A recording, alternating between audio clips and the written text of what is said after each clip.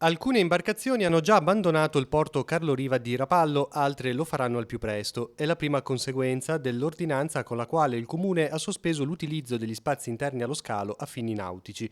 È la stessa società portuale a renderlo noto oggi con una nota con la quale prende atto della decisione. In realtà, spiega il sindaco Carlo Bagnasco, non abbiamo fatto altro che recepire l'ordinanza della Capitaneria di Porto, che chiedeva alla Carlo Riva di provvedere con la messa in sicurezza dello scalo. Ma com'è andata? All'origine di tutto c'è una lettera inviata al Comune, Circomare e Regione con la quale la società chiedeva una deroga per far ripartire una parte del porto, ammettendo però la mancanza di misure di sicurezza, in particolare relative alle dotazioni antincendio. La missiva è datata 16 luglio. La domanda che è scattata agli enti chiamati in causa è stata: se mancano ragioni di sicurezza, perché ci sono 56 imbarcazioni ancorate in porto? Di qui l'avviso di garanzia inviato dalla Procura alla direttrice del Carlo Riva, Marina Scarpino, e alla D, Andrea Dall'Asta, l'ordinanza della Capitaneria che chiede di approntare le condizioni di sicurezza anche in modo provvisorio e la conseguente chiusura degli spazi nautici firmata dal Comune.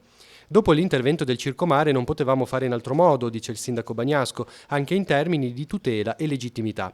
Ora, la documentazione al vaglio della Capitaneria che sta valutando se le barche possono o meno rimanere in porto. Dal canto suo, la Carlo Riva spiega di essere nel giusto e di avere sempre agito nel rispetto delle leggi, delle regole di prudenza e di sana gestione. Il provvedimento si fonda su una pretesa assenza delle condizioni di sicurezza dell'approdo, si legge nella nota, con estrema fatica ed entusiasmo allestito in giugno. Nel ribadire il rispetto e l'adeguatezza degli studi tecnici che hanno portato all'allestimento di questi ormeggi provvisori, la società garantisce che documenterà la perfetta regolarità delle decisioni adottate e il rispetto delle più stringenti regole di prudenza.